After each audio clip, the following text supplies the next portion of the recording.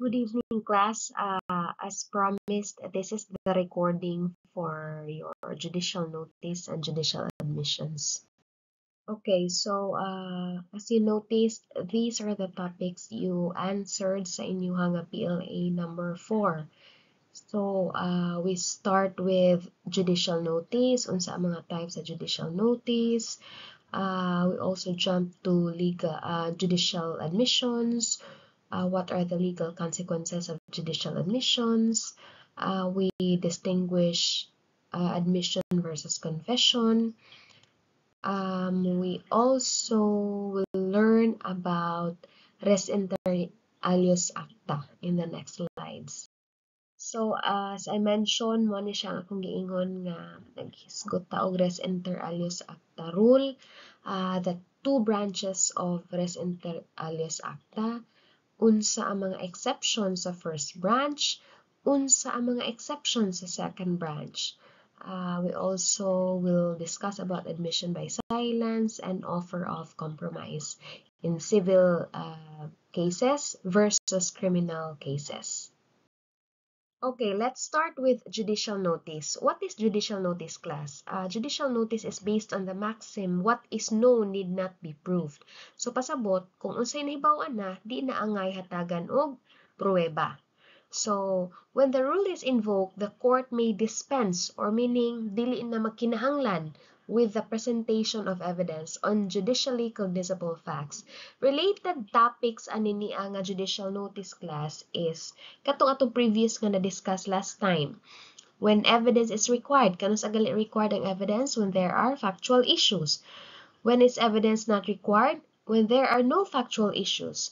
What are the instances nga walay mga factual issues? Mo ni siya ang mga examples. Questions of law.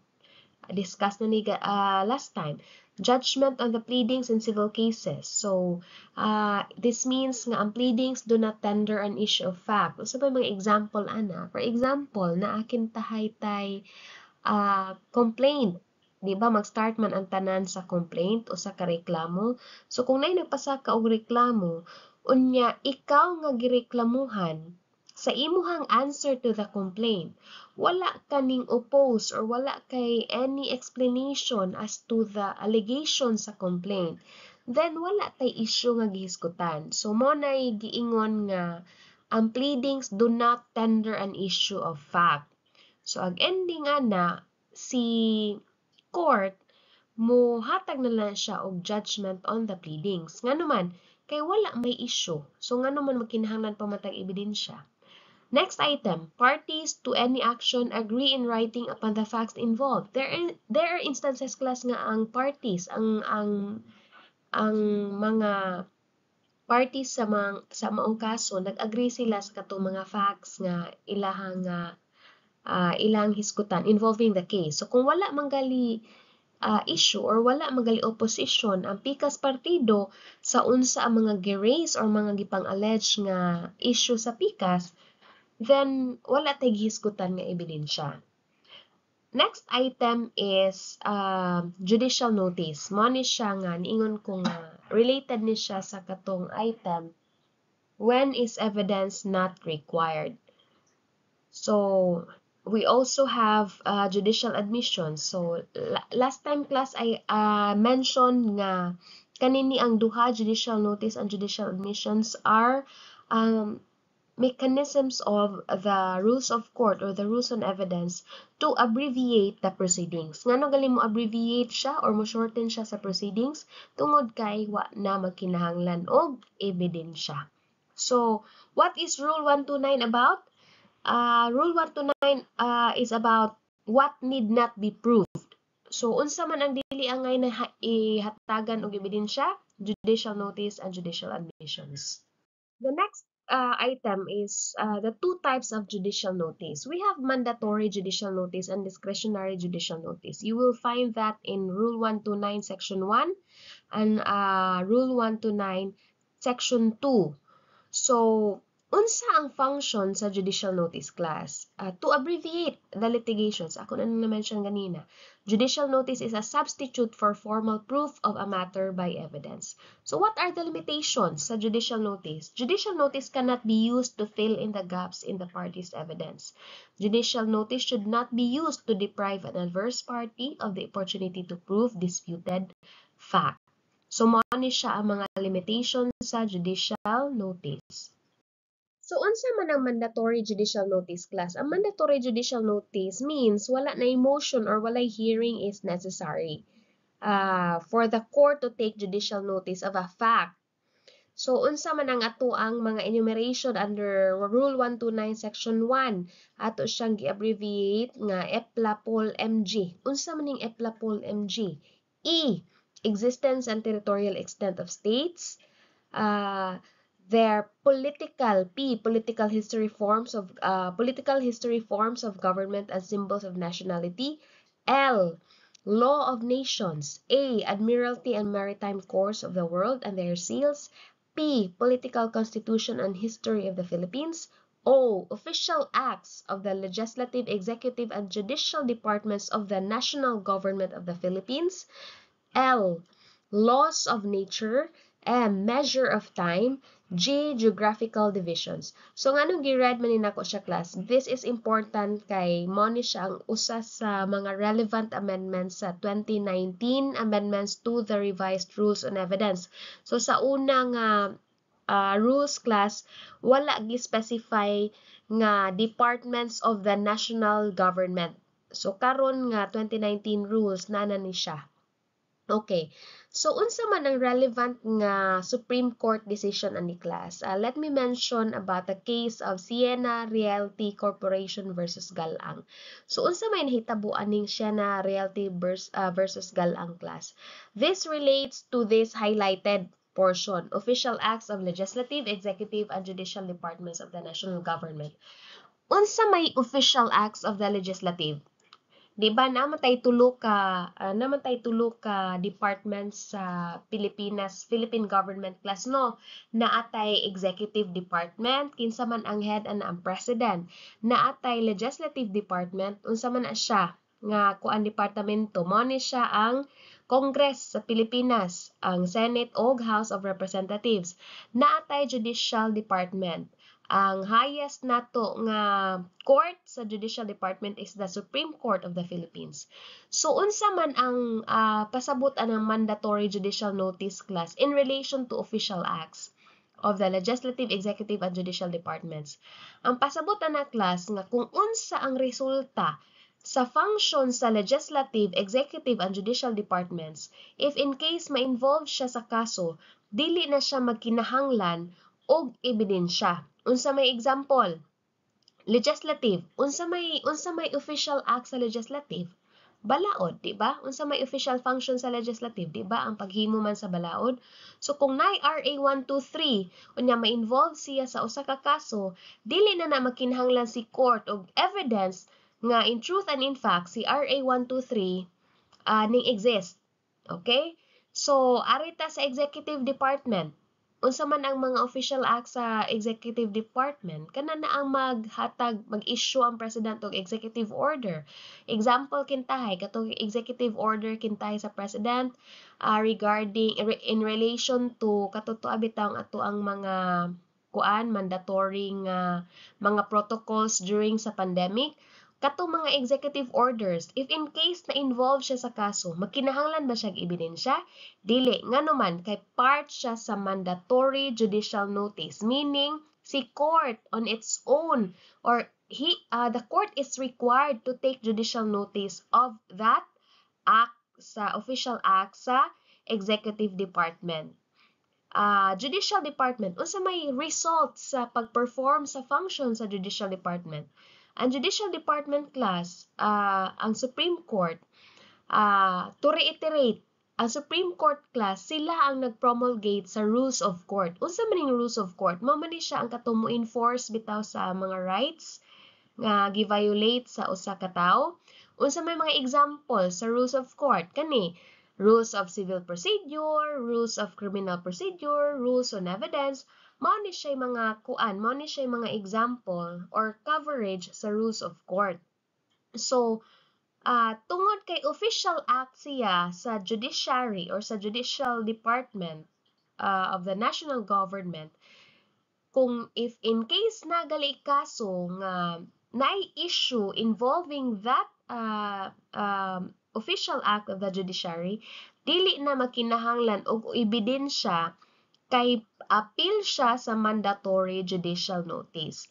So, in as much as kanini ang laws of nature, measure of time, geographical divisions, kani tanan nga na-enumerate diri nga si IPLAPOL MG, wala na magkinahanglan og ebidensya tungod kay mandatory sa korte nga mo take og judicial notice ana.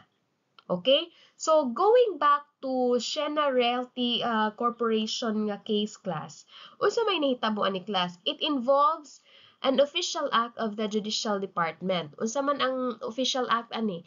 Nag-amend si Supreme Court og naghimo siya amendments sa rules of court. Okay? So, niingon sa man si Supreme Court. Niingon si Supreme Court nga ani ni ang kaso ha sa Siena Realty ning rule si Supreme Court nga it would be error for the court not to take judicial notice of an amendment to the rules of court promulgated by the Supreme Court because it is an official act of the judicial department of the national government of the Philippines. Therefore, ang amendment to the rules of court wala na magkinahanglan og ebidensya because again, it is an official act of the judicial department. Hence, mandatory siya nga judicial notice. Okay? So, dirita sa discretionary judicial notice sa Section 2, Rule 129. If you can see the relevant provision, niingon ang rules, a court may take judicial notice of matters which are of public knowledge or are capable of unquestionable demonstration or ought to be known to judges because of their judicial functions. So, we highlight the word may. O say pasabot og may. Ang may class, dako na siya kalahian sa shall. Kay ang shall class, mandatory dyan na siya. May, meaning na kay discretion nga. Pwede nga mo take, pwede po nga dili. So, the judicial notice rests on the wisdom and discretion of the court. Unsa man ang atong gihimo nga acronym ana, PUJ. Tulo ni siya ka discretionary judicial notice. P, public knowledge. U, capable of unquestionable demonstration. And J, known to judges because of their judicial functions. So, let's go first sa P, sa PUJ, public knowledge. Okay, the principal guide ani ni ang public knowledge class is notoriety. Unsa man ang notorious? Unsa man ang notorious class? The state of being famous or well known. Kaning notorious class ato man kunin siyang na gamit bitaw wrongly kay atong gihisgot atong kanunay nga mahibaw-an ka notorious na siya, bad jud kanunay ang implication, mura siya og criminal. Notorious class does not mean criminal ka. Notorious means you are well known for something. So public knowledge class ang principal guide is notoriety. So matters of public knowledge class are things of common knowledge coming to the knowledge of man generally in the course of ordinary experiences of life. Okay? And generally accepted principles by or matters by mankind as true. So, unsa may mga example ani? These are facts which are universally known, which may be found in encyclopedias, dictionaries, and other publications. So, mao ni siya ang public knowledge. So, ang imuhala dyan nga principal guide ni imong tan-awon, famous ba ni siya? Well known ba ni siya? Universally? If it is, then it is public knowledge. Kung public knowledge siya, discretionary sa korte nga mo take og judicial notice ana naa nga matang. Let's go to U. U sa PUJ, matters of matters capable of unquestionable demonstration. So this pertains to field of professional and scientific knowledge. So sa may mga example of scientific knowledge, kani kintahing kuan, kanang field kintahay sa forensics, kani kintahing field sa kuan, kaning ibutang na to field kintahay sa psychology. Kana naa siya, naay expert ba nga tao anang butanga. So, mo na siya capable of unquestionable demonstration. Under the third item class sa PUJ, kaning judges, matters which known to judges because of their judicial functions. So, unsa man ni siya? Kaning judges nga itong gi-refer class, nag-refer dyan ni siya sa court. Dili na siya nagpasabot nga personal knowledge sa judge. So, these are facts which are ascertainable from the record of court proceedings. And let's relate this to the question of judicial notice versus judicial knowledge of the judge. And judicial notice class refers to fact which judges ought to know because of their judicial functions. Judicial notice is not judicial knowledge. The mere personal knowledge of the judge is not the judicial knowledge of the court. Mo na siya inyong timan-an class ha. I might ask this during the exams. Judicial notice is not limited by the actual knowledge of the individual judge or court. A judge may take judicial notice of a fact if it is one which is the proper subject of judicial cognizance, even if it is not within his personal knowledge. So, unsa may classic nga example ani class? Nani siya classic nga example class ha nga kanang I learned from my professor or ako ang lecturer sa during the bar review. So, na example kani na kunoy huwis class nga nag-study siya sa Harvard.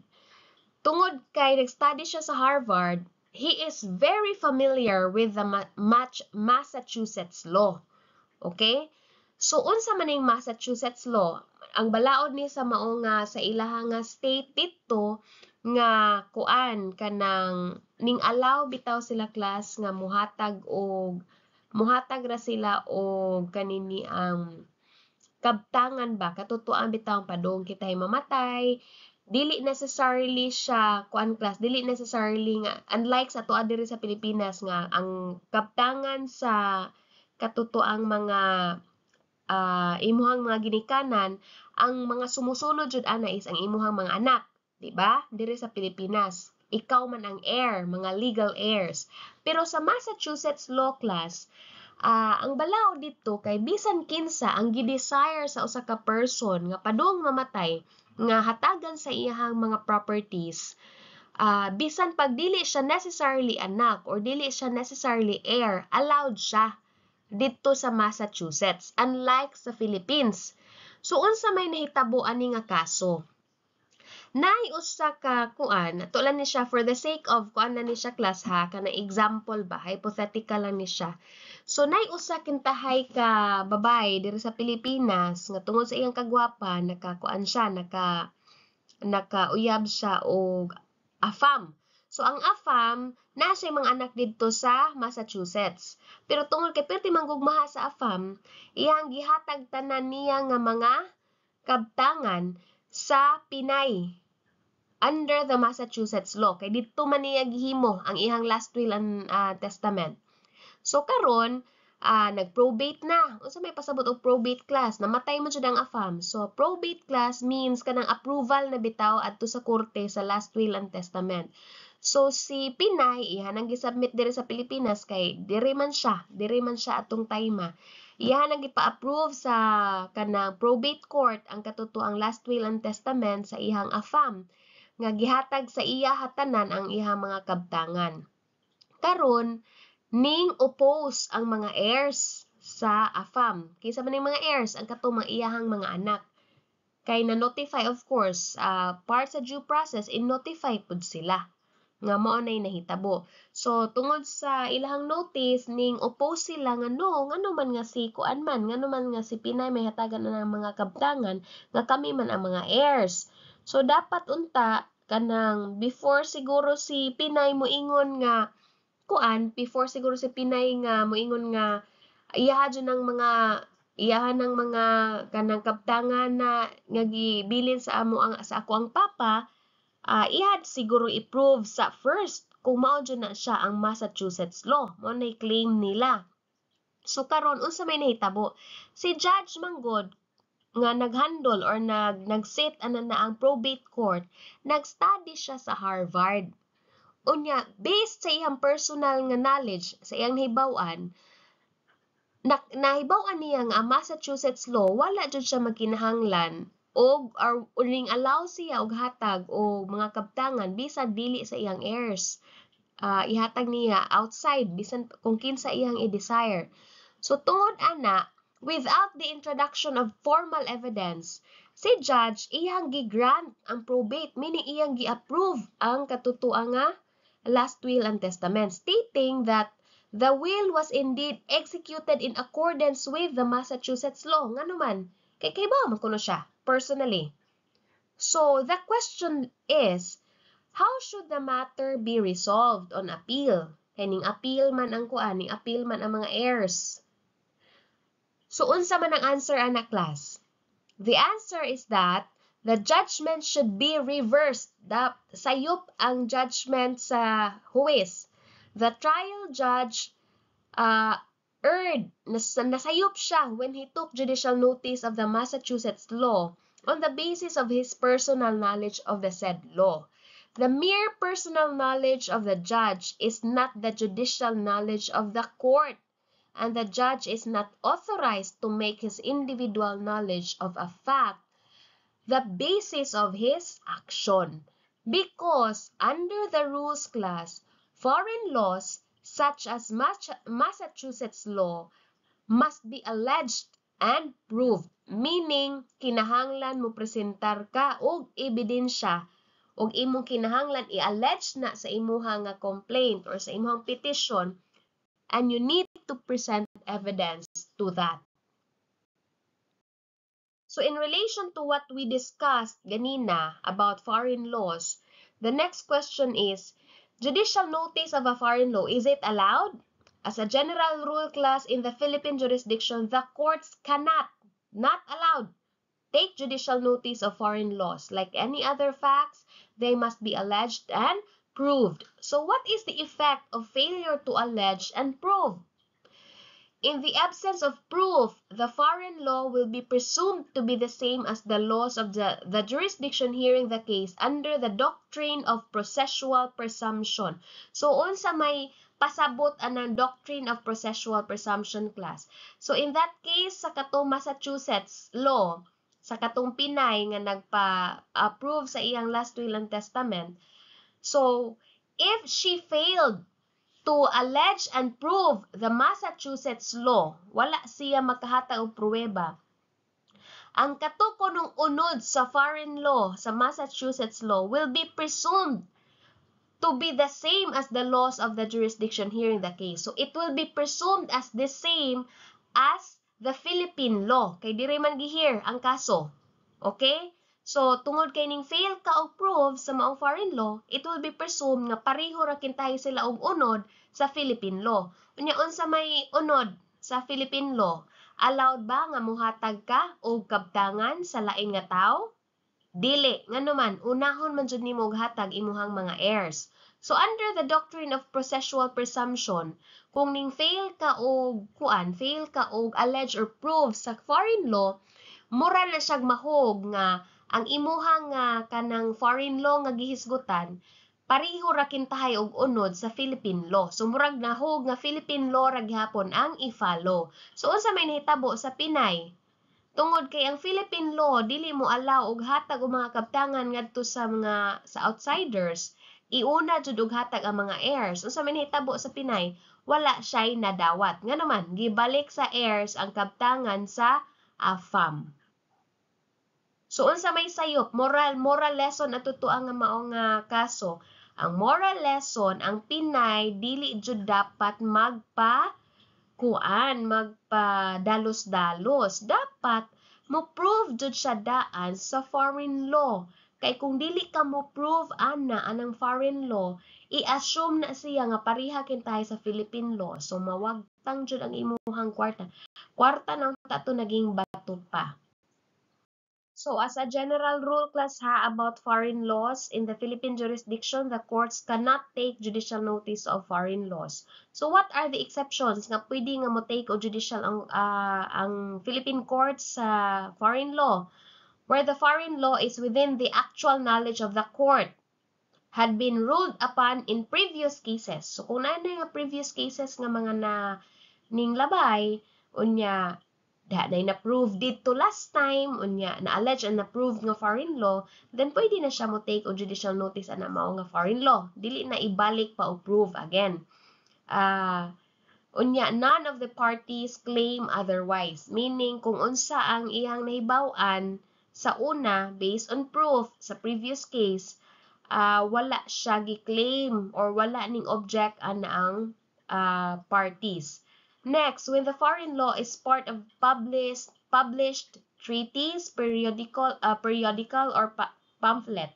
So, and the writer is recognized in his profession or calling as expert in the subject. So, kung ingon ana manggali, published siya nga treatise or periodical, kunya recognized ang writer, mahog na siya nga mo take ng judicial notice si court without need of proof sa foreign law. Ang next item or exception is when foreign law refers to the law of nations. Unsa may pasabot og law of nations class? Ang law of nations class mo ni siya ang katong generally accepted principles of international law nga kuan kaning Universal Declaration of Human Rights kanang ning govern bitaw siya sa tanan under the United Nations. So mo na siya mga example of the law of nations. Foreign law specific jud siya sa usa ka country. So for example, Korean law, US law, or Japanese law, mo na siya foreign law. Law of nations kanang balaod nga ning govern sa community of nations under the United Nations. Okay? So kung law of nations gali siya class, pwede siya mo take judicial notice ang huwis. As mentioned a while ago, a judicial notice of the laws of nations class is allowed. What is our basis? The doctrine of incorporation. What is the doctrine of incorporation class? It can be found in Section 2, Article 2 of the 1987 Constitution. Unsa man ang giingon? The Philippines adopts the generally accepted principles of international law as part of the law of the land. As part of the law of the land. Highlight that. Mao na siya doctrine of incorporation, meaning ang national laws or laws of nation class, generally accepted principles of international law, gi-incorporate siya as part of the law of the land dire sa Pilipinas. Mao na nga allowed siya ang judicial notice by judges anang laws of nations. So, unsa man ang effect sa doctrine of incorporation? Technically, they are in the nature of local laws. So, mura sa local laws sa Pilipinas. So, naghisgutay naman jud ta og mga law. So, let's go to municipal ordinances. Is it allowed nga mo take the judicial notice? So, yes, pwede ra siya. Municipal ordinances enforced in the municipalities within the jurisdiction, pwede siya i-allow nga mo take o judicial notice. But only when so required by the law. Unsay pasabot ani? Kung gi-require siya sa charter anang mao nga municipality or anang nga city nga mo take og judicial notice ang judge sa mga ordinansa sa maong munisipyo or sa maong nga syudad. For example, ang City of Manila class, in the case of City Manila versus Garcia, unsa man ang giingon sa Supreme Court, the Charter of the City of Manila requires all courts sitting therein to take judicial notice of all ordinances passed by the City Council. Tungod ana, kay naamay nabutang jud nga provision sa Charter sa City of Manila, then required si judge mo take o judicial notice sa municipal ordinansa or city ordinances anang mao nga lugar. The next question related to this kanang topic class ba, can the court take judicial notice of its own acts and records? Pwede ba siya? Yes, it is allowed. Kay in the same case man. So kung in the same case, of course, na naman siya kaning record na ang iyahang own acts and records in the same case. So ngano kinahanglan pa magpruweba? So okay na siya nga mo take o judicial notice ana. Okay, so what are the stages when judicial notice may be taken? So, under the 2019 amendments to the rules on revised rules on evidence class, upat ni sila during pre-trial, during trial, after trial, and before judgment, and on appeal. So, kanina siya class, inyuhalan ni siya basahon class ha, kay I might ask some questions regarding this. Okay, let's go to stages of criminal procedure. Why is there a need to know the stages of criminal procedure, class? Because it is relevant in the next topic on judicial admissions. Nga naman, class, ang judicial admission, man good class, is defined as admission, oral or written, made by the party in the course of the proceedings in the same case. Unsa man pasabot og in the course of the proceedings, meaning pasabot during sa judicial proceedings. So nganong kinahanglan mata makahibaw ani? Malamang tungod kay kinahanglan ta makahibaw kung kano sa nag-start in the first place ang judicial proceedings. So kung inyo siyang analyzon class, diri dapita asa man mag-start nga matrigger ang pag-play sa judicial admissions. Ari ba sa PI? Or preparing sa case? Ari ba sa trial? Ari sa asa man, filing of information. PI class kay ari pa ni siya sa fiscal or prosecutor's office. Filing of information sa court ni siya class. So mag-start na gali kang file of information in court. Any admission, any declaration made, oral or written, gikan dire hangtod mo proceed kanini ang mga proseso, matawag siya nga judicial admission. So mao na siya nga kinahanglan ta makahibaw kung unsa ang mga stages sa criminal procedure. So how and when may judicial admissions be made? So mao na siya ang mga relevant rules na to class ha. Section 129, section 4. You connect that to Rule 130, sections 27 to 34. So, mao ni siya ang mga rules class on judicial admissions. Unsa ang mga kaning exceptions sa res inter alios acta, diri na dapita ni siya. Kanini ang mga rules. So, under Rule 129, section 4 class, a judicial admission class is an admission, oral or written, made by the party in the course of the proceedings in the same case. So, ang judicial admission kuno class does not require proof. Diba, niingon ko ninyo nga, ang judicial admission is part of the mechanisms of the rules of court to abbreviate or shorten the proceedings. Kay nga naman, kay di na makinahanglan og proof or evidence.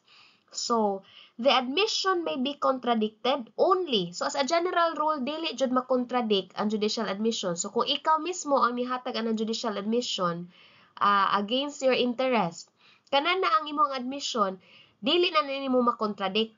Gamito na against sa imuha. But it may be contradicted only in two instances. Number one, showing that it was made through palpable mistake.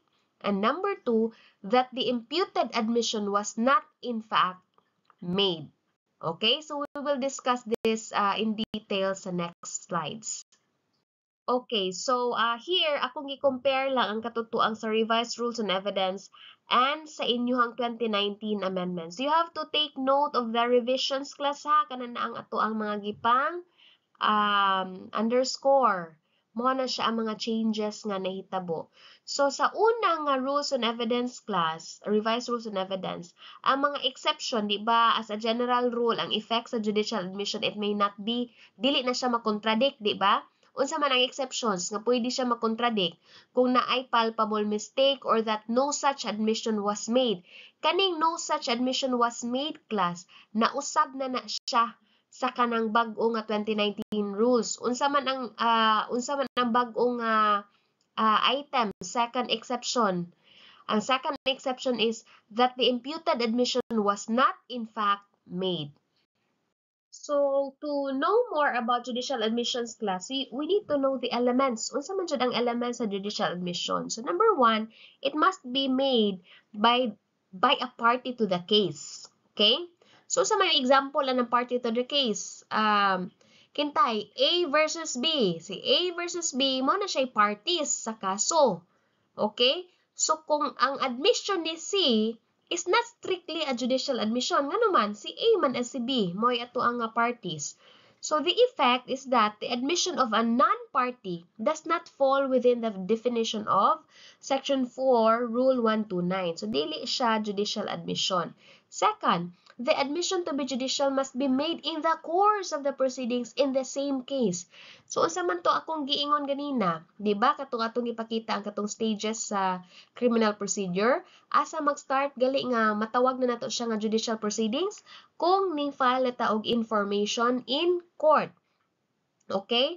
So, in the course of the proceeding class, pasabot ana class nga ang iyahang katong mga admissions mo start na gali ang filing sa information class onwards.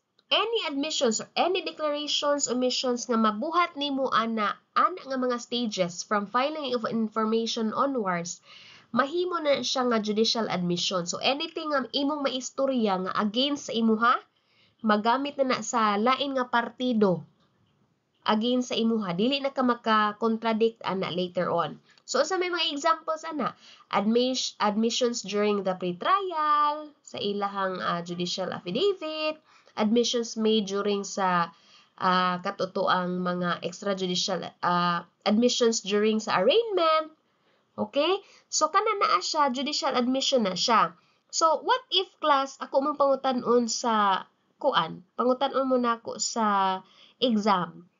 Admissions made during preliminary investigation. What is that? Is that judicial admission or extrajudicial admission? It is an extrajudicial admission. Nga naman, again, akong gi-highlight ganina, PI class, fiscal's office pa na siya, prosecutor's office, wala pa ta mag-start og judicial proceedings ana. So, extrajudicial admission na siya.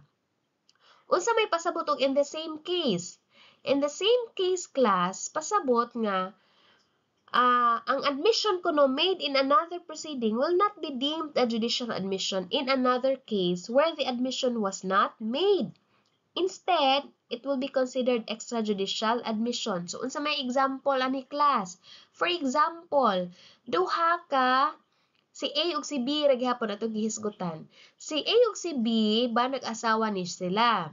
Unya na siya kaso, na siya first case nga declaration of nullity of marriage. That's a civil case. Kay wala na sila magkauyunay, so nagplano nag-file na si A against B og declaration of nullity. Di na siya ganahan nga ma-remain married ni B. Okay.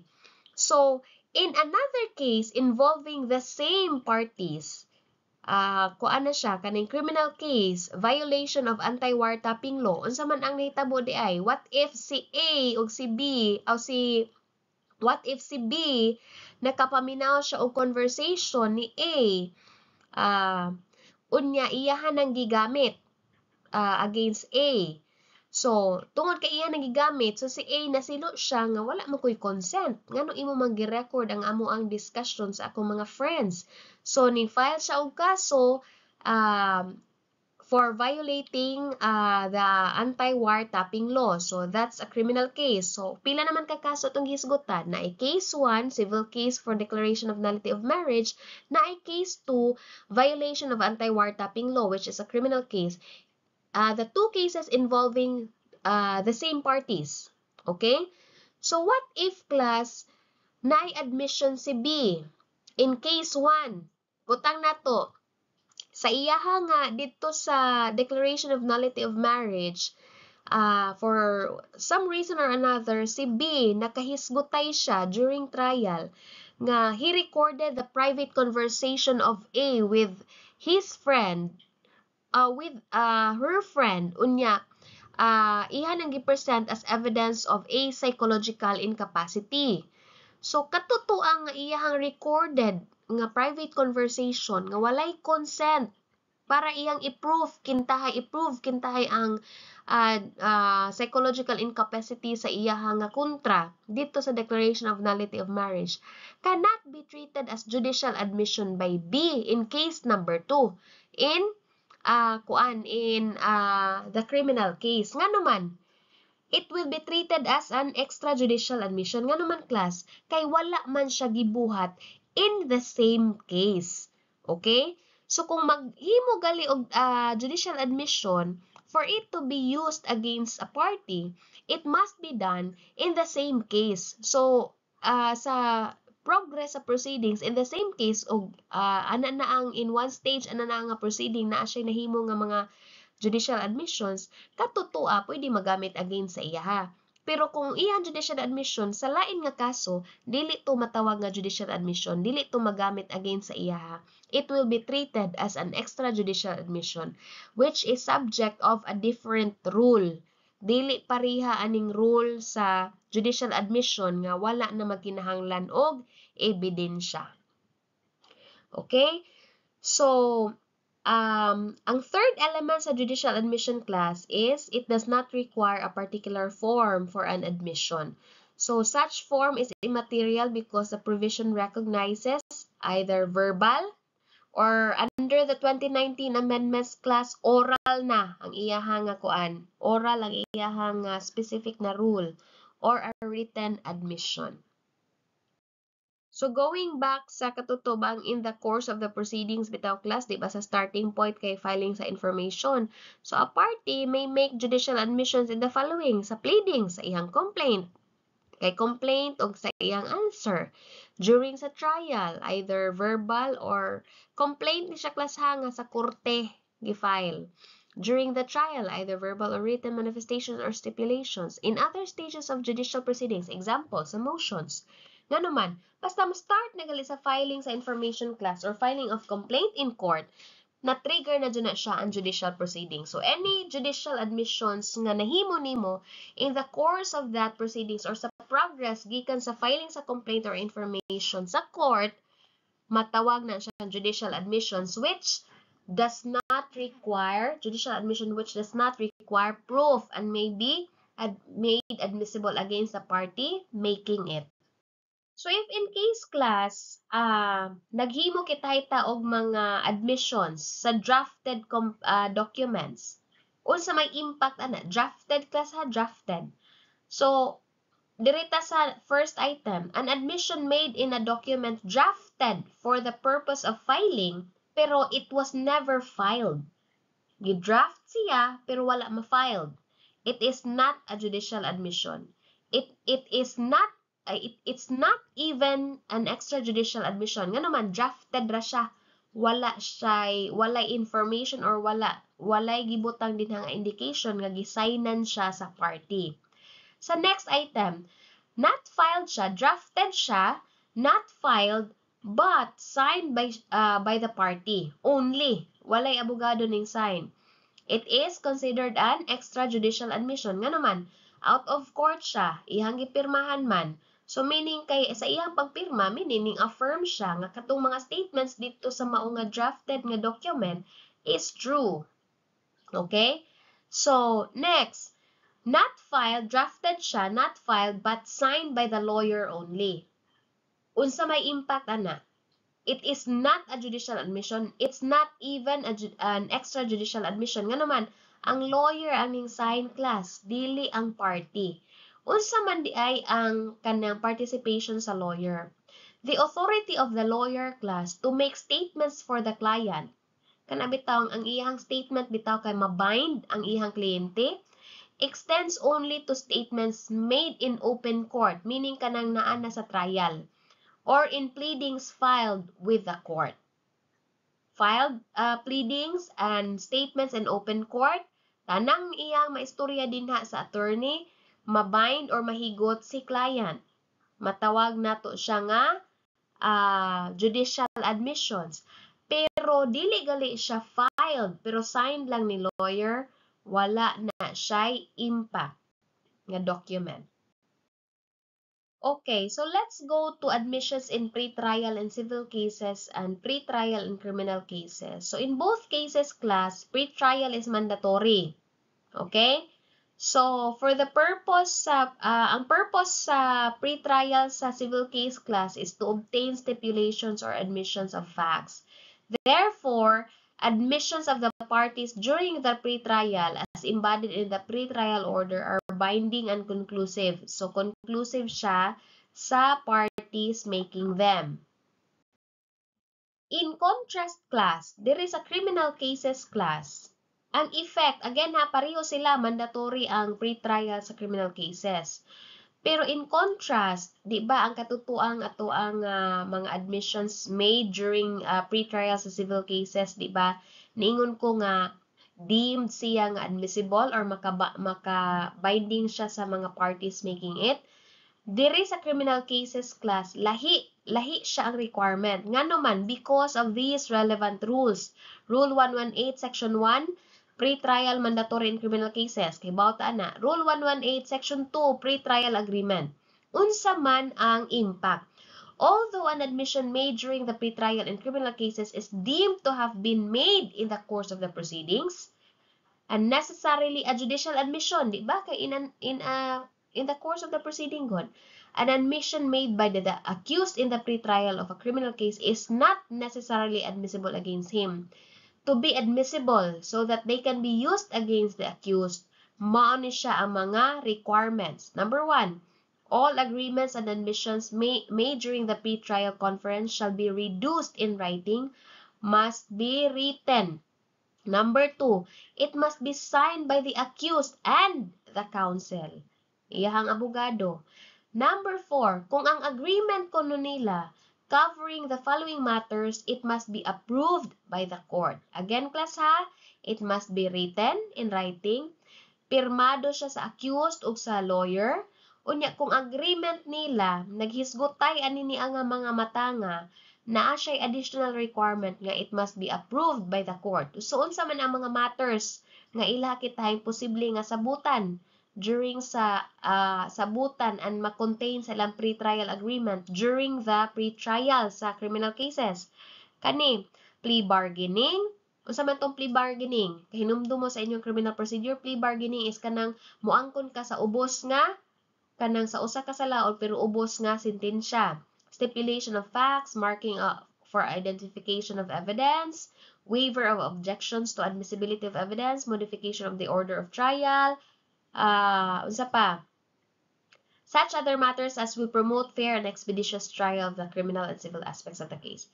Okay. So, kung naamanggali ani ni ang mga items, class, dili lang writing, dili lang signed by the accused o sa lawyer, appeal siya, i-approve siya dapat sa korte. Okay. So, let's go to an example, class. I thank Dean Riano for this because, to say, Dean Riano, siya jud ang napasabot sa ako kung unsa ang evidence. He made it very simple for me to understand the complicated rules of evidence. So, mao ni siyang ihang gisait nga mga example. So, si Bembol kuno, class, was charged of rape. During the pre-trial, take note ha, pre-trial. Unsa man pre-trial? Judicial proceedings na siya? In the course of the judicial proceedings na siya or dili? Yes, in the course na ha, kay pre-trial naman.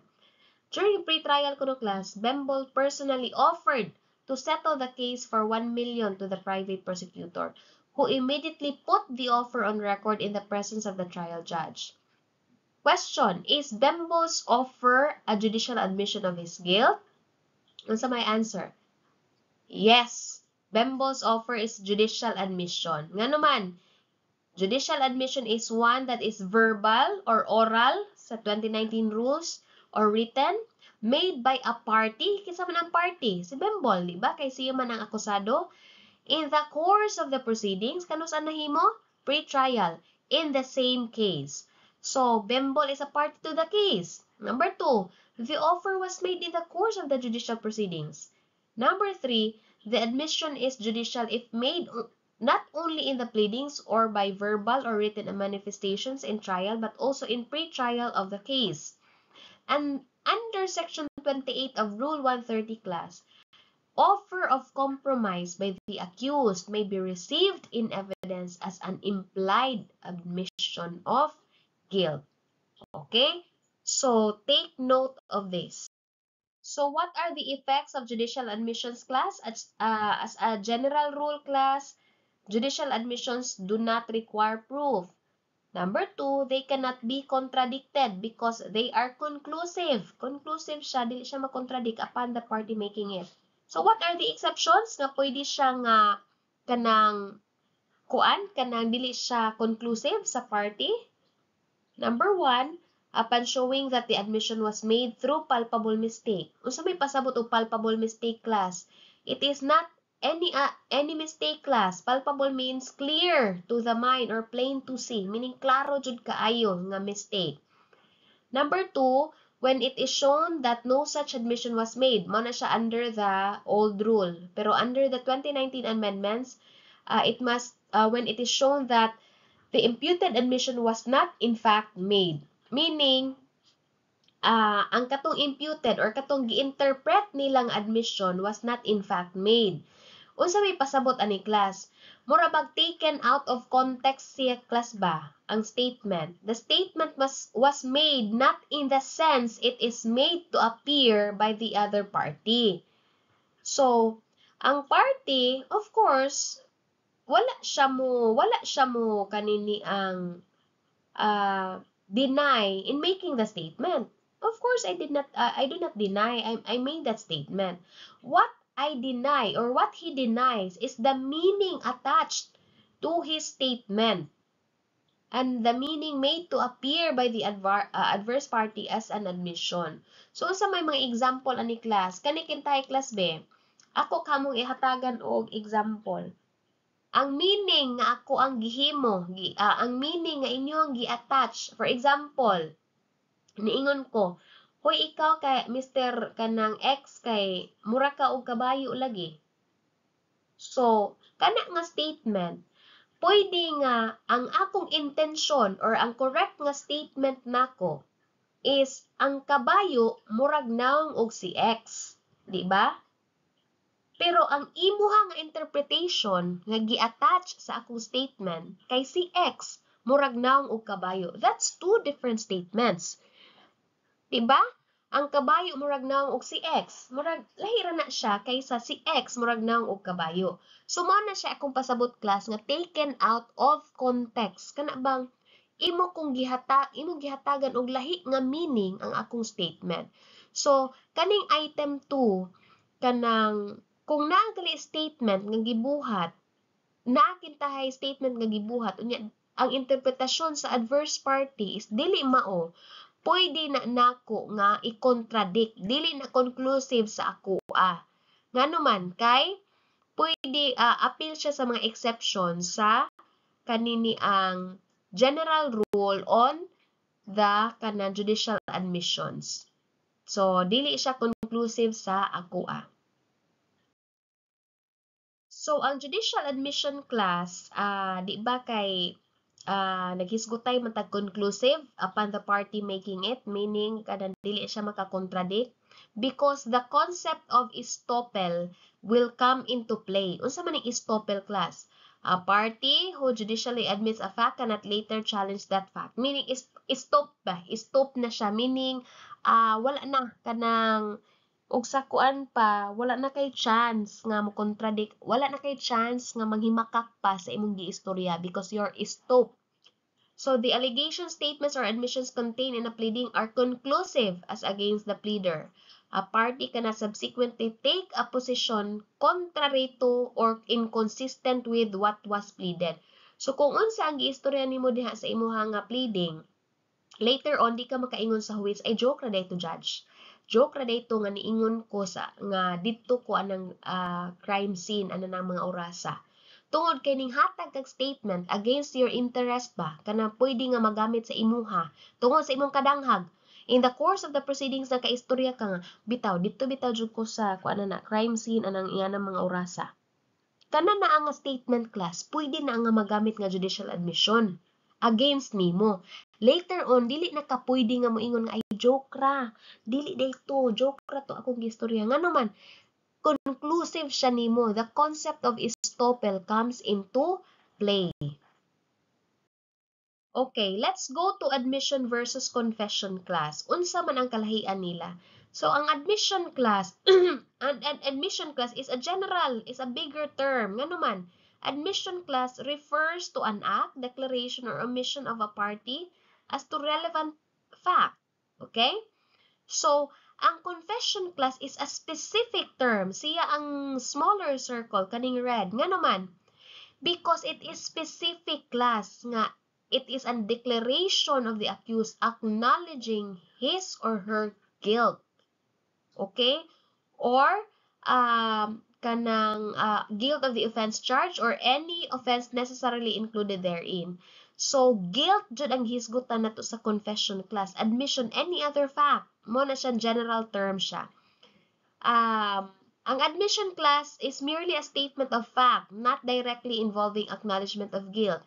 Sa confession class, acknowledgement of guilt na siya. So, mo ni siya ang mga rules nga applicable class ha. Mo ni siya i-compare ninyo. Again, the power of connections. Next, admission class may be implied. Nga naman, tanawa ra gud ang section 27 of Rule 130.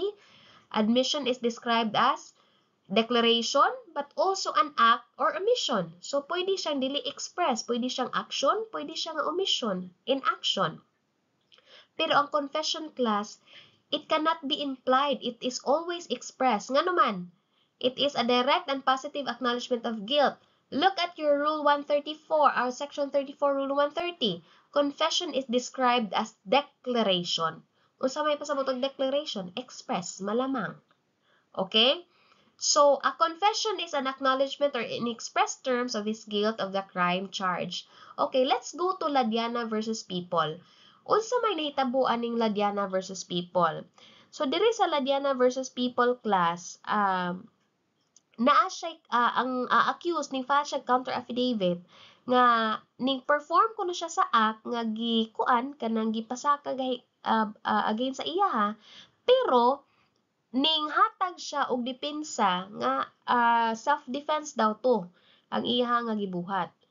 So, unsa man ang kuan issue ani, whether or not that statement or that counter affidavit saying nga yes, I did the shooting, I shoot the victim, pero I did that in self-defense. Kana na ang statement class in his counter affidavit, can you consider that as confession nga acknowledgement of guilt? The Supreme Court said no, dili siya confession class. It is merely an admission. Nga naman, unsa gali ang confession? Ang confession is acknowledgement of his guilt.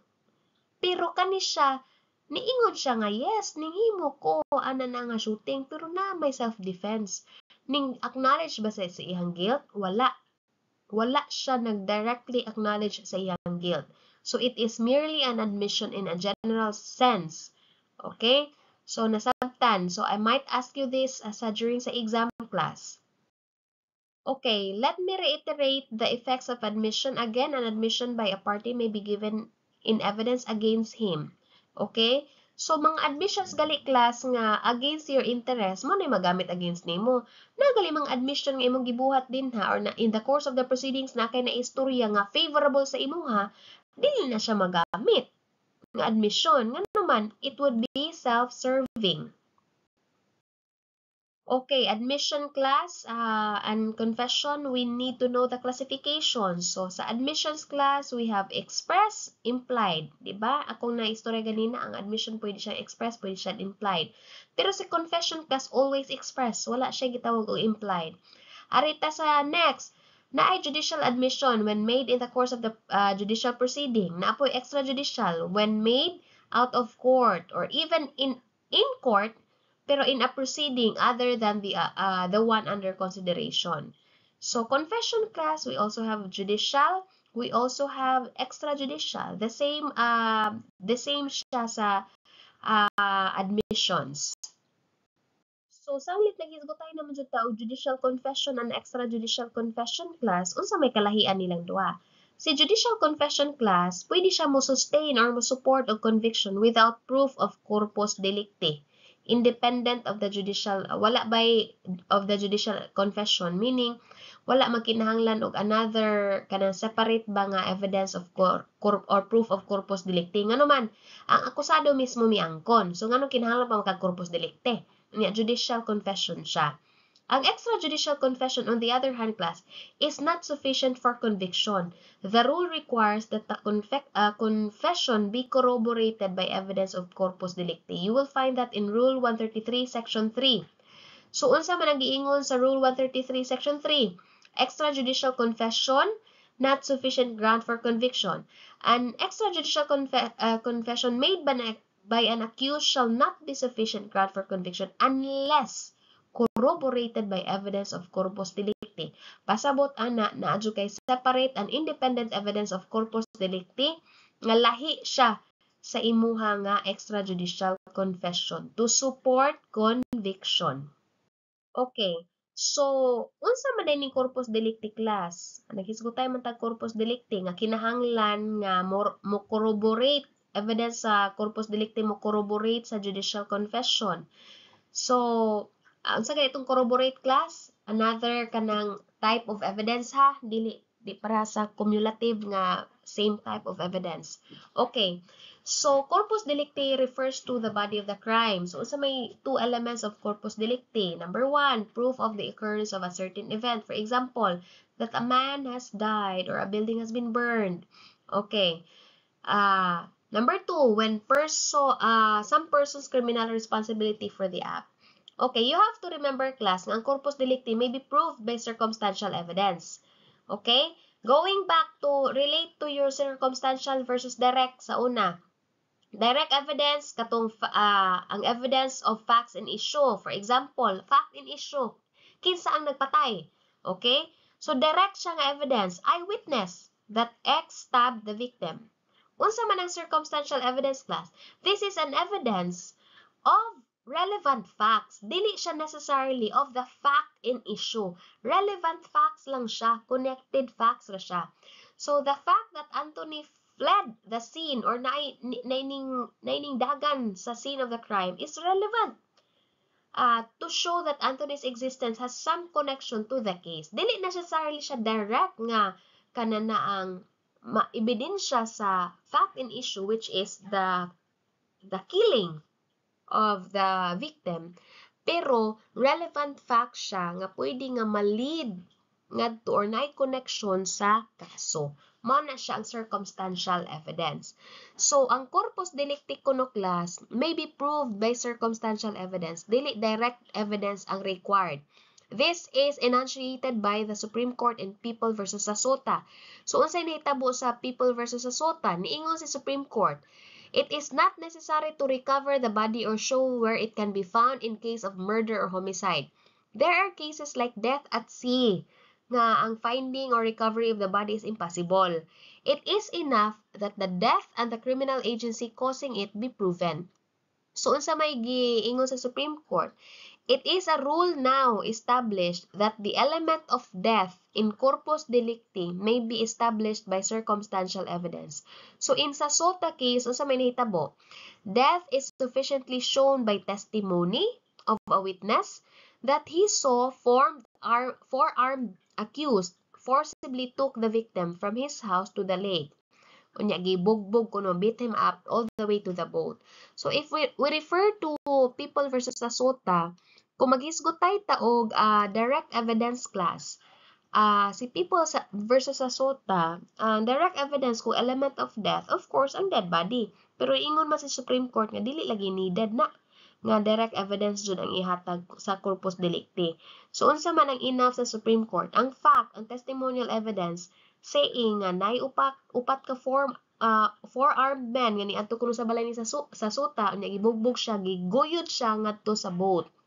So, that was enough evidence, circumstantial evidence to prove the element of death. Okay. So, here sa extrajudicial confession class, you relate that to RA 7438. on the rules or rights of persons arrested, detained, or under custodial investigation. So, nganong kinahanglan man nato na siya i-relate because importante kayo ni siya nga balaod class nga you have to master kay mao ni siya ang mga balaod nga or mga rights nga posible ninyo nga ma-violate nga mga kapulisan. So, unsa man ang naa sa kanang 7438 class? Ang extrajudicial confession kuno made by a person arrested, detained, or under custodial investigation shall be in writing para mahimo siyang admissible. Number 2, signed by the person. Signed siya by the person making the judicial confession. Gipirmahan siya in the presence sa ihang lawyer. Or kung wala ihang lawyer, absent ihang lawyer, upon a valid waiver, kinahanglan na ay valid waiver nga pirmahan kung wala ihang lawyer. Unya, gipirmahan siya in the presence of any of the following: iyang parents, older brother and sisters, iyang asawa or bana, municipal mayor, municipal judge, district school supervisor, or priest or minister of the gospel as chosen by him. Otherwise, kung dili gali ni siya ninyo ma-comply kanini ang mga requirements, such extrajudicial confession shall be inadmissible as evidence in any proceeding. So, balik ta sa extrajudicial confession class, di ba naghisgutay man ta ganina og extrajudicial confession by a person arrested, detained, or under custodial investigation?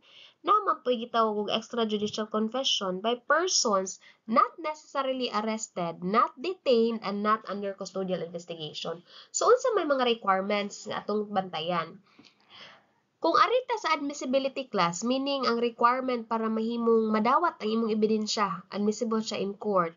Kung dili gali arestado, dili detained, or dili under custodial investigation, ang person nga naghimo sa iyang extrajudicial confession, ang Rule 130, Section 34, ang mo come into play. Unsa man ang giingon?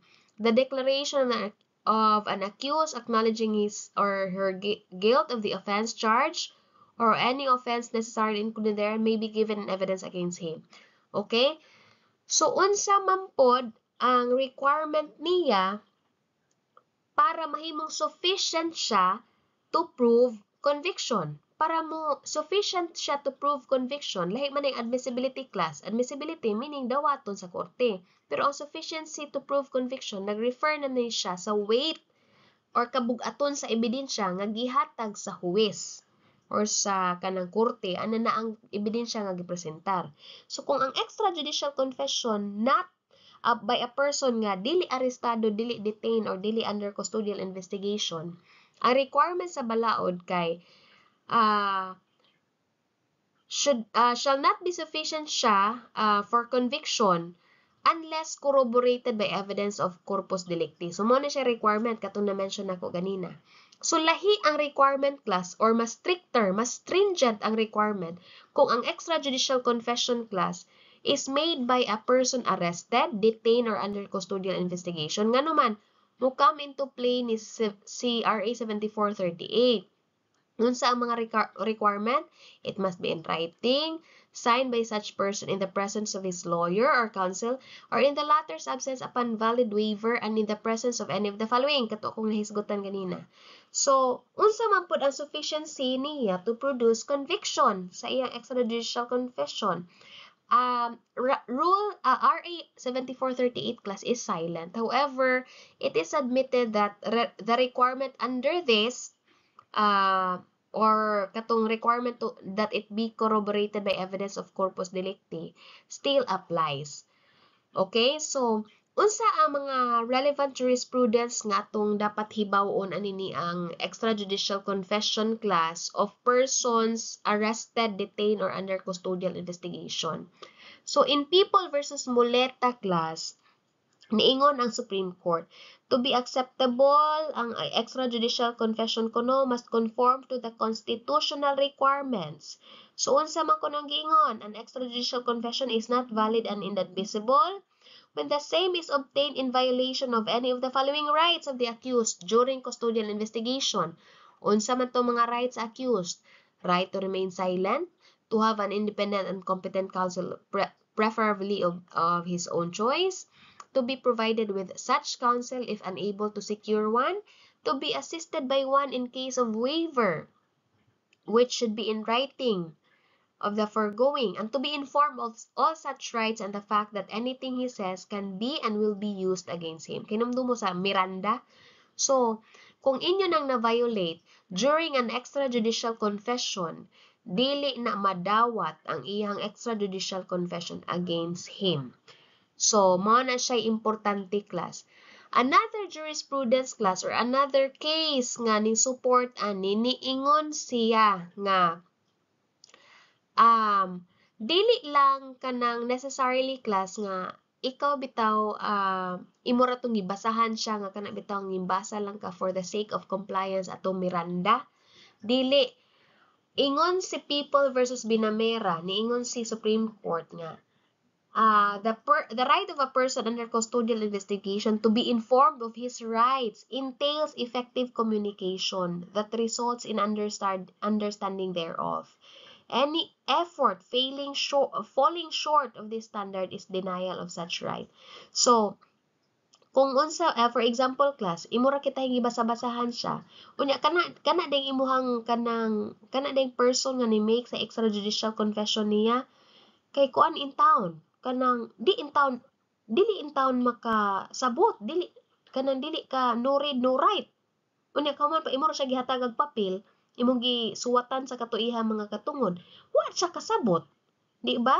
So imuha bang na effectively communicate sa iya ha? Na imong napasabot sa iya mga katungod? Wala. So mo na siya nahitabo sa People versus Binamera.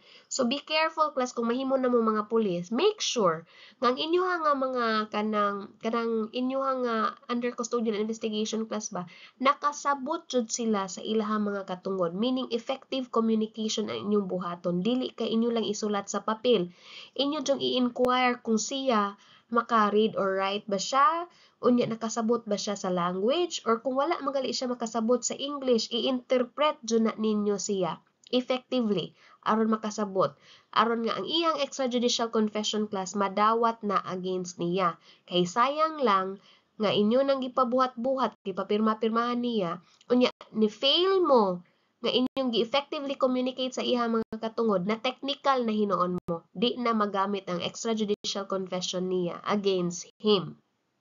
So kani niya siya class nga assignment ako ni siya gihatag sa inyo ha. You have to you read this case kay part niya siya sa ato ang midterm exam. So for example, kas kung ako mong hatagan og question, nakita usa ka person nga nadakpan kay nang rape siya. Pag abot niya dito sa pulis, presento sa pulis kay gi-invite na siya dito for investigation, custodial investigation. Naghilak-hilak hintay siya kay nakuan siya kanang nakonsensya siya sa iyang gibuhat sa kanang iyang gi-rape o gipatay nga babae. Ug tungod sa iyang pagkakonsensya, naghisgotay na siya, tug-an na siya dito sa pulis kung unsa iyang gibuhat, giunsa niya pagpatay, giangko na niya ang iyang nga sala, or iha nang murag kuan na siya ba, ready na siya mo kanang kuan mo angkon sa iyang sala o mudawat sa iyang sentensya.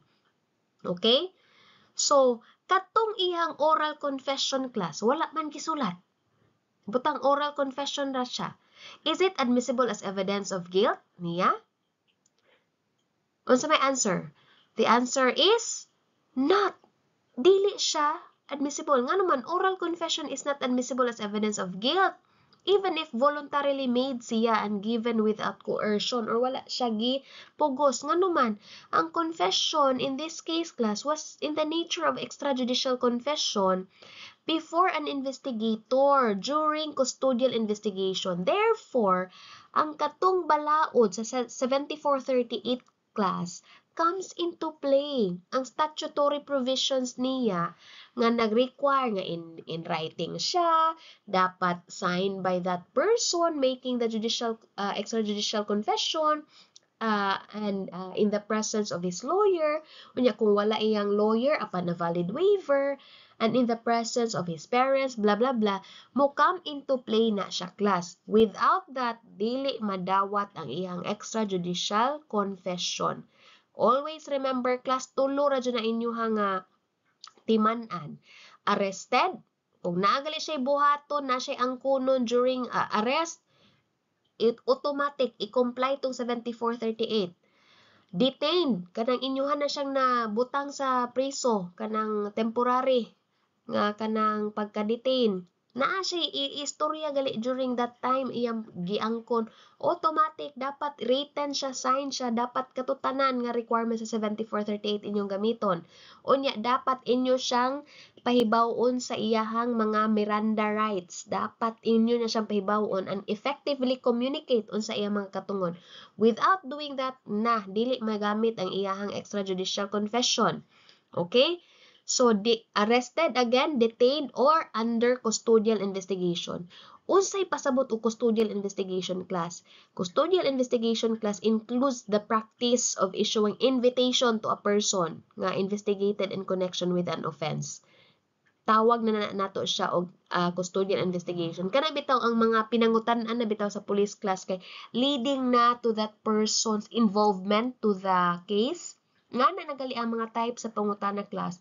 Kana triggered na siya bisan pag naamo din na sa Julie's Bake Shop. Nag-istorya.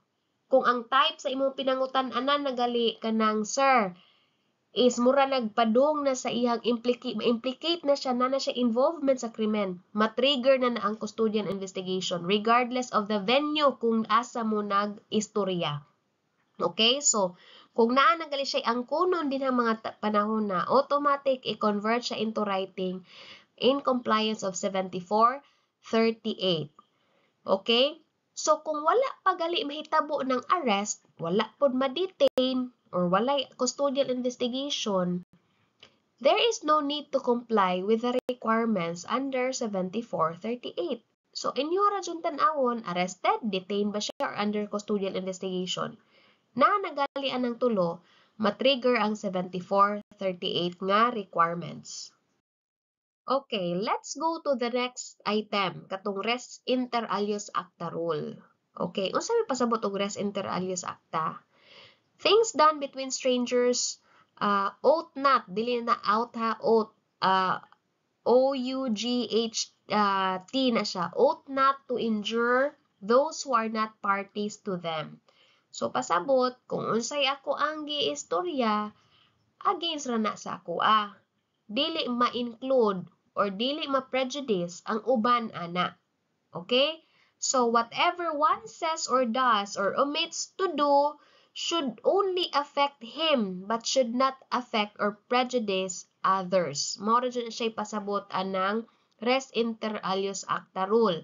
So, unsa man ang first branch? There are two branches of res inter alios acta rule. The first branch is admission by third party. Second branch is similar acts as evidence. So, mano siya ang mga relevant rules that you need you need to read through these rules. Okay? So, sa arita sa kuan class, first branch, arita sa first branch.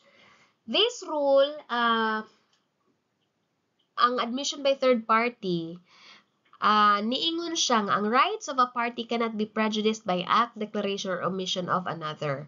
So, katong akong giingon ganina nga kung unsa imong giistorya should only affect you, dili maka-affect sa others. So, for example, class, na ako na'y ibutang na to si Juan, makes a statement, atubangan sa media, nagpa-press con siya, iyang giangkon ang iyang partisipasyon sa pagpatay atong usa ka biktima. So, his statement is admissible against him under kanang the first branch of res inter alios acta. Pero katong the rest of his statements class, pointing to Y and Z, nga ihakit na siya giistorya dito, gichika niya nga duha ka tao nga involved kintay sa pagpatay. Under the first branch class, dili siya admissible as evidence against Y or Z. Kato iyang statement, mahimo ra jud to siyang admissible against sa iyaha. So, katong ubang mga tao nga iyang gichika-chika dito, dili siya mabind at tutuang nga mao nga kanang admission or iyaha nga mga statements. So, this rule class is applicable extrajudicial nga confessions or extrajudicial nga admissions Ngano man kay kung judicial na gali siya class, ang statement magud sa usa ka tawo ma-convert na siya as testimony sa usa ka witness. So kung testimonial evidence na gali siya sa usa ka witness, pwede naman siya nga ma-cross-examine. So kung ma-cross-examine na siya, pwede siyang ma-admissible. His statements implicating the other person, si X o si Y, may be admissible against them. Kay ngano na naman gud siya opportunity to cross-examine. Meaning, pwede na ma-counter-check or mo-cross-check kung unsa katinuod tong iyahang mga statements implicating X and Y. Okay? So, unsa man ang ikaduha nga balaod katuto ang second branch, similar acts as evidence. So, kaning similar acts as evidence class, pasabot ra na ang evidence kuno of previous conduct or similar acts at one time, dili siya admissible to prove that one did or did not do the same act in another time. So, sa may example ana, mo na siya gitawag class of propensity evidence. The rule prohibiting the propensity evidence. Pasabot ba na class ba nga?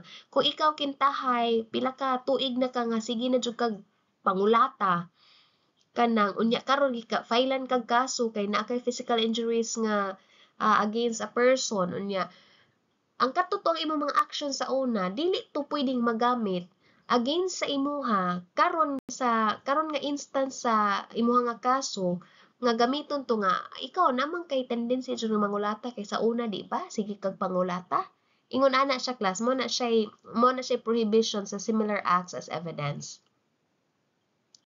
So what are the exceptions to the res inter alios acta rule sa first branch? Di ba ang first branch class ang akong giingon ganina kay kung unsay imong gisulti din ha, mahimo siyang admissible against you pero dili na mahimong admissible against the persons you implicated during the statement. Okay? So unsa may mga exceptions nga pwedeng nga ma-bind totoo ang mga persons nga imong gi-implicate sa imong nga statement. Number 1, admissions by co-partner or agent. Number 2, admission by co-conspirator. Admission by previous. So, kaning partner or agent or co-conspirator or previous, kung unsa inyo mga statement din ha, unya na mo'y gi-implicate, na mo'y gi-involve nga mga third parties sa inyo nga statement, pwede ninyo to sila mahigot. Ngano man, mga exceptions sila sa res inter alios acta rule. Unsa may basis sa balaod class, ngano nga pwede man nimong ihigot totoo ang mga tawhana nga kanang mga third parties. The basis of the law is that the person making the statement is under the same circumstances as the person against whom it is offered. Such circumstances give him substantially the same interest and the same motive to make a statement about certain matters. Okay, kung imo siyang manotice class, kaning partner, agent, conspirator, previous, under the same circumstances doon na sila class.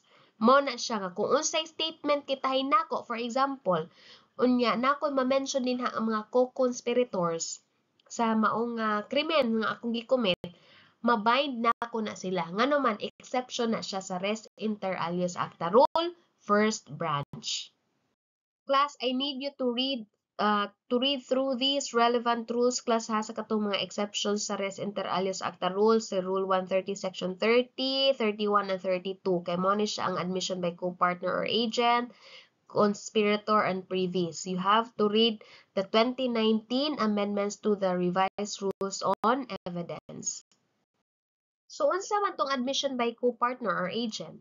Ang agent class is in legal contemplation a mere extension sa personality of the principal. So, for example, ako kintahay naghatag og SPA.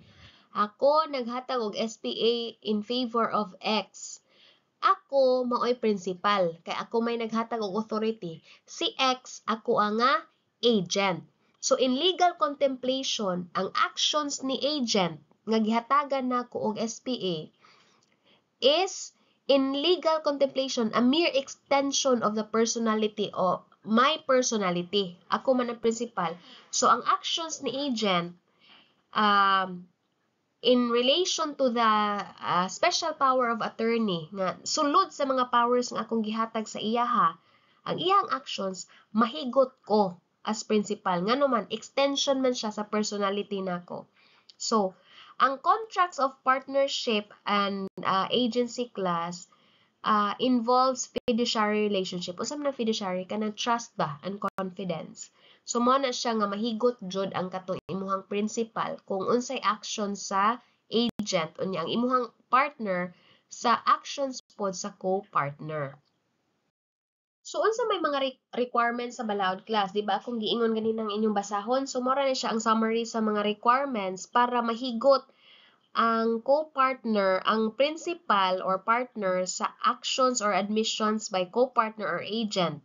Number 1, ang partner or agent class must be authorized by the party to make a statement concerning the subject. Number 2, authority siya ha.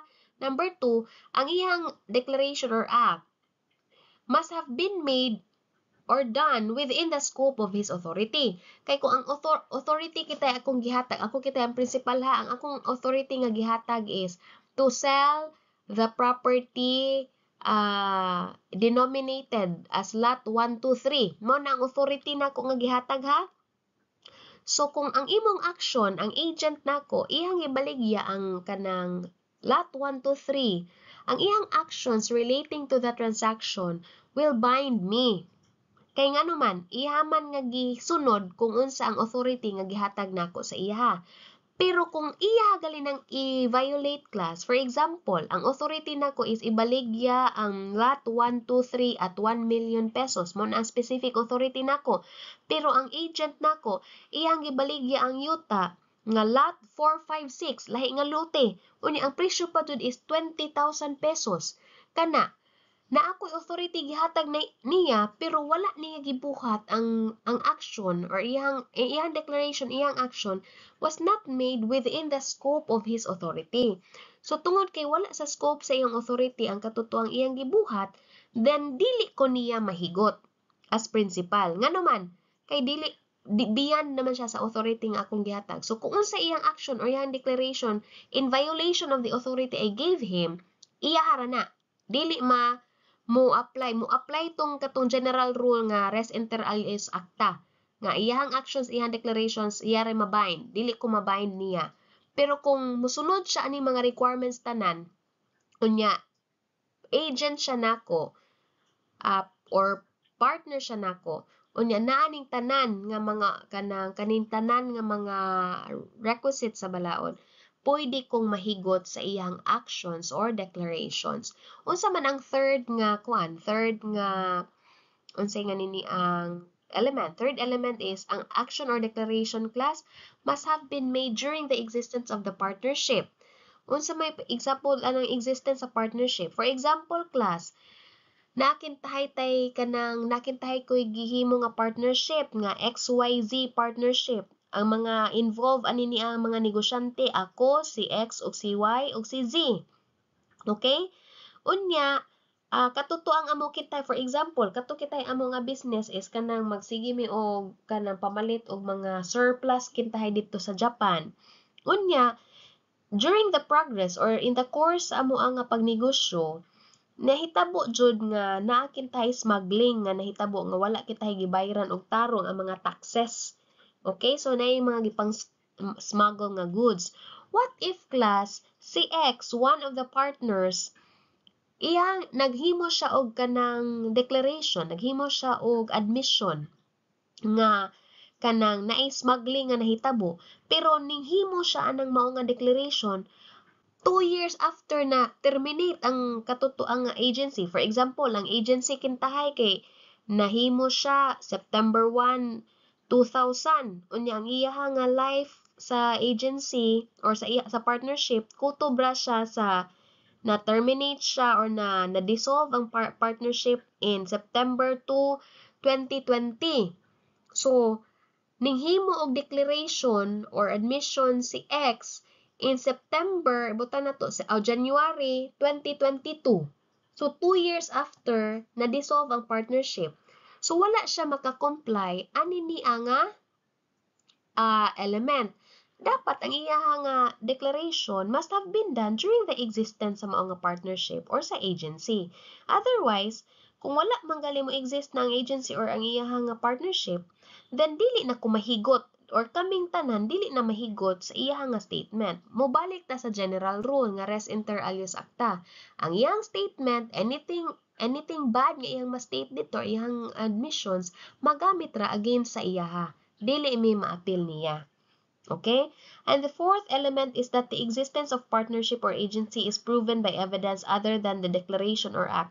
Okay, so first and foremost jud class, aron nga magamit nini ang exception nga admissions by co-partner or agent, dapat imo jud i-prove una in the first place nga ning exist ang inyong partnership or agency. Unsa may mga example nga proof nga na partnership katong inyong kontrata, agency katong SPA. So, separate siya nga proof, separate siya other than the declaration or act of the partner or agent. I hope nasabtan ninyo class ha. Admissions by co-conspirator. So, ang co-conspirator class, similar gihapon siya og interest. Conspiracy, unsa man kanusa man ni mahitabo ang conspiracy. Go back to your Article 8 of the Revised Penal Code. It exists when two or more persons come to an agreement concerning the commission of a felony and decide to commit it. So, once a conspiracy is proven, mo ni siya. The act of one is the act of all. So, unsa man ang mga requirements pod class para ang admission sa usa ka conspirator mahimo siyang admissible against the other conspirators. So, mao po ni siya napoy mga requirements ang balaod. Number 1, ang act or declaration must have been made during the existence of the conspiracy. Parehapon sa katong partnership o agency. Dapat ni exist sa jud ang conspiracy. Number 2, the declaration or act must relate to the conspiracy or in the 2019 amendments in furtherance of the conspiracy. Meaning, ang iyang declaration, iyang admission must have a relation to the conspiracy. Lain pod kayo mahigot ang ubang mga co-conspirators unya ang statement niya kay about sa iyang pagka-fanatic sa pagka-swifty niya. Giunsa niya pagpangawat kintahay sa katotoang iyang amo para lang makaadto siya sa kanang concert ni Taylor Swift dito sa Singapore. Diba? Wala siya mag-relate sa kanang ilaha nga krimen nga nag-conspire sila. So kung wala siya related ana, di mahigot tong ubang mga co-conspirators. Kato nga statement against ra jud to, magamit ra to against sa iyaha. Number 3, conspiracy must be shown by evidence other than the declaration or act. It means there must be an independent evidence to prove existence of conspiracy. So, sama ra po sa partnership og sa agency, dapat i-prove jud nimo by other kanang set of evidence ang katong existence sa conspiracy. So, kaning first element class, during the existence of conspiracy. The next question is, kanus aday ma-terminate ang conspiracy? Class, it is a rule it is enunciated by the Supreme Court class ang conspiracy is terminated upon arrest. So, ibutang na to si A, B, and C, nas lagi buhat nga sala. Kung naay maaresto galian nilang usa, na terminated ang conspiracy.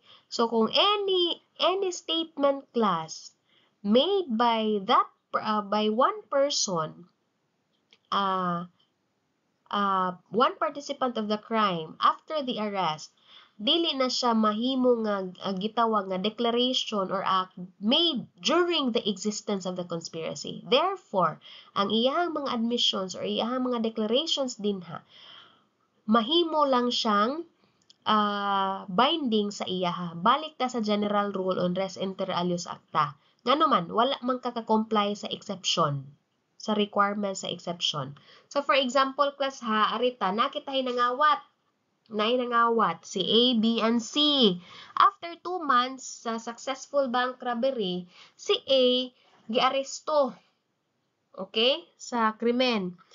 During sa television interview, nagpa-interview siya sa TV kay kuan man high profile man siya nga kaso. Iyang giangkon nga naa siya participation in the robbery.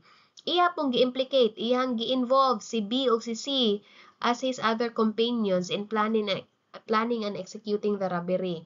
So, is his statement admissible? Manay pangutana. Yes, as to him, at as to A, katong person na naaresto, the statement is admissible. But as to B and C, dili siya admissible. Nga naman class, Please observe nga ang declaration of A was made long after the conspiracy was over. It then was no longer made during the existence of the conspiracy. In fact, at the time of the declaration, A was no longer a co-conspirator. So, unsa may impact ato class? Ang iyang mga declarations or iyang mga admissions, mahimo lang binding against sa iyaha. Dili ma-appeal ang iyahang, dili ma-bind or mahigot ang iyahang other co-conspirators. Nga naman, it was not made during the existence of the conspiracy. Pero class, again class, inyong timan-an nga kaning kung ang iya ang katot, di ba katong problema ganina sa katong bank robbery kay iya man tong gibuhat iyang statement out of court or sa kanang katong press conference. Ang rule requiring class nga katuto ang mga elements bitaw nga it must be made during the existence of the conspiracy, it must the declaration or act must be in relation to the conspiracy or in furtherance of the conspiracy, o kato requirement nga there must be separate evidence to prove nga ni-exist ang conspiracy.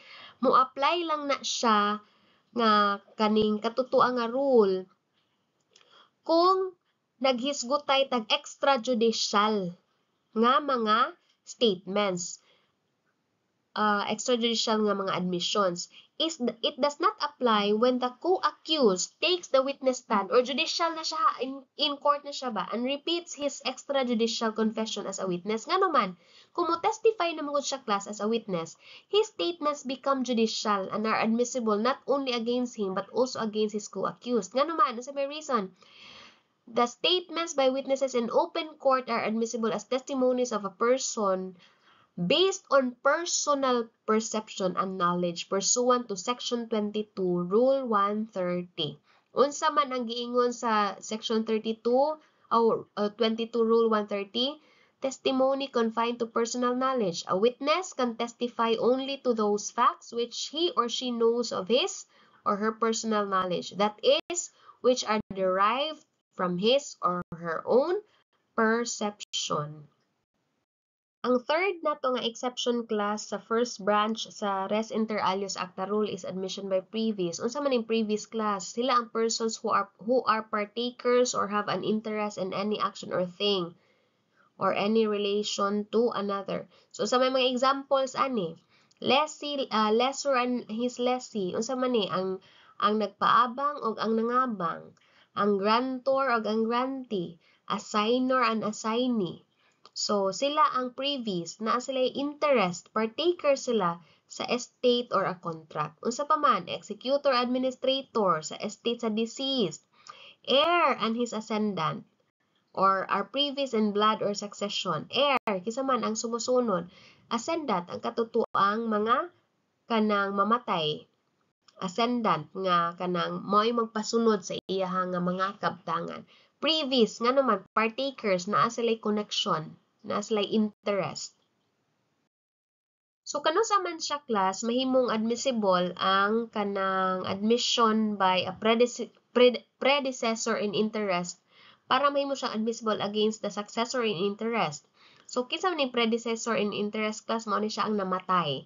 Ang successor in interest mo ang sumusunod. So, kanus aman siya mahimong binding or mahimong admissible against sa sumusunod ang mga admission ni namatay.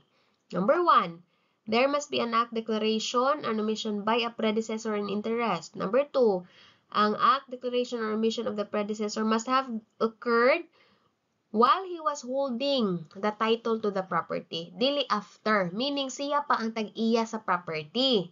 Ang katutuang namatay. Before siya namatay, siya pa ang tag-iya. Tanan niyang declaration or iyang mga omission, ma-binding na siya sa iyang sumusunod kung nahitabo na siya sa panahon nga nagunit pa siya or siya pa ang tag-iya sa mao nga property. Number 3, the act declaration or omission must be in relation to the property. So, aron mas masabtan ninyo class, man na nag-drawing ta dire, unsa man ning admission by previous, unsa man ning predecessors in interest, kinsa ning successors in interest. So, si Lolo, si A, B, and C, si Lolo, si Papa, si Apo. Okay. Si Lolo, kung mamatay siya, siya ang predecessor in interest as to B. Okay? Kung mamatay siya. So, si B, siya ang predecessor in interest as to C. Siya ang kanang muhatag og masunod. Pero, successor in interest siya as to A. Siya ang sumusunod ni A. So, si C sad nga apo, siya ang successor in interest as to B. Okay? Nasabtan ninyo class, predecessor in interest mo na siya kanang usa kon papatyonon. Siya ang kanang nagkuan kita hay, siya ang naghatag og masunod nga mga properties. Ang successor in interest, siya ang sumusunod sa properties. So, let's cite an example. For example, class, kitay ha, si C kuno, si C ning inherit siya og house and lot from his father B. For example ha, let's assume nga si B, the father, while he was alive, gibaligya din niya ang property and openly told his friends that the same lot where his house stood has already been sold to X. So, si B kuno iyang gibaligya na kay X, outsider. Is this declaration by B admissible against C? Admissible ba against C? Katong, ang story class ha, si C, sumusunod siya sa house and lot ni B. Pero during his lifetime, buhi pa siya, iyang gibaligya day na paingon kay X ang katutuang nga mga property. Unya, openly iya na gichika-chika sa iyang mga acquaintances nga iya na day nang gibaligya kay X ang mga property. So katong iyang declaration ba nga iya nang gibaligya ang property, is it admissible against C? Yes. Unsa man ang answer? Nga naman, yes, because the statement was made by B when he still holds the title to the land. Siya pa man nag-iya ato. Remember, class, nga according to the Civil Code, manggod class, ang rights to the succession, ang right ni C, transmitted lang na siya, class, from the moment of death sa iyahang predecessor in interest. So, naala siya katungod the moment mamatay ni siya. Pero while buhi pa ni siya, wala siya katungod sa maunga property. So, mo na siya pasabot og admission by previous class. Pasabot, kung unsay admission, unsay mga actions na nahimo ni predecessor in interest, mo bind na siya sa iyang successor in interest, provided na comply to niyang tulo ka requirements set by the law. So, arita sa second branch sa res inter alios acta rule, unsa man ang second branch class mo to ang similar acts or previous conduct. So, sa general rule class ha, dili jud siya madawat nga evidence ang imong previous conduct or similar acts that you did this thing in the past, as di na siya madawat sa imuhang current nga kanang subject matter nga giatubang sa pagkakaron nga magamit nga ang katotoang imong mga actions in the past, magamit siya as evidence sa kaso nga gipasaka sa imuha sa pagkakaron. Dili na siya magamit. However, are there instances nga pwede ito ninyo magamit ang katong iyang similar acts or previous conduct? Yes, pwede siya for any of the following purposes. So, separate siya nga purpose class. So, ang similar acts class may be offered to show to prove identical modus operandi. Okay? So, another purpose siya class, but it cannot be kanang used as evidence to show that the accused is guilty of the charge for having committed the same or similar acts before his present indictment. So, unsa man ang kanang kuan class, mga other purposes nga pwede magamit nimo to, ang iyahang similar acts or previous conduct, mo ni siya. Specific intent, knowledge, identity, system. So, mura siyang modus operandi ra ang purpose. Admission by silent class, you have to read through this class. You have to know the requirements. You have to copy this because this will be part of the midterm exam. So, ang importante lang dyan ninyong hibawon class nga, not every silence is implied admission. Okay? Silence of a person under investigation, katong custodial investigation for the commission of an offense should not be construed as admission by silence because of constitutional reasons. You have to remember your RA 7438. So, the last item that we need to discuss, class, is pwede bang ang offer of compromise be admissible as evidence? O sa may offer of compromise, ka na makig-ariglo na lang ba? So, in civil cases, class, an offer of compromise is not admissible of any liability and is not admissible against the offeror. So, kung ako aning offer, kintay nga, mag-ariglo na lang ta sa kaso, be. Kung civil cases na siya, class, so anong pasabot nga, akong giangkon nga na ako'y sayop. Okay? Or na ako'y liability, na ako'y bayro nun. Pero sa criminal cases, class, ang offer of compromise, class, by the accused, specific, class, by the accused, may be received in evidence as an implied admission of guilt. So, sa may example ani, class, again, balik ta rape case.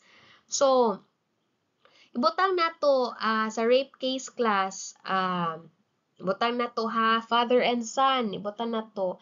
Ang papa ning duol kintahay dito sa private prosecutor, iyang giingnan nga ato na lang ning minyoon nini ang kuan be, kanini ang kaning biktima og akong anak be, kay na mobayad na sa pud mi og kwarta aron nga dili na nang padayon sa kaso. Kana, class, ang offer ba sa papa sa katong nang rape, is it can it be used as evidence as implied admission of guilt? No. Nga naman, class? Because ang offeror, class, in the case I cited, is the papa, dili ang accused himself. So, kung ang papa ang ning offer ana, nga makig-ariglo na lang, dili na, dili si accused ang ning made sa offer. So, pasabot, dili ma-trigger, di mo come into play ang kanini ang Rule 130, Section 27, nga implied admission of guilt by the accused na siya kung mo-offer siya og compromise. So, kung on the other hand, kung si accused mismo ang ning offer nga makigkompromiso, then that's another story. That's an implied admission of guilt. So, class, I hope naamoy na-learn ani ni ang discussion, class. I'm very sorry kay na magkabalibalin atong dila aning atong pronunciation, but I did my best para mapasabot sa inyo kung unsa ang dapat ninyo masabtan ani ni ang mga topics. I hope nga kamusad maning kamot nga inyong sabton ni. Should you have questions, further questions ani ni ang atong discussion, I am very free to answer. I-kuan lang ko, i-inform lang ko, or i-chat ko or i-comment ninyo. So, if you need more kanini ang kanang input anini or lessons regarding evidence or criminal procedure, criminal law, naara po na siya sa ako ang kanang channel. So, palihog lang ko og tan-aw din kung naamoy need nga kanang balikan. Okay, so thank you so much, class, and good night.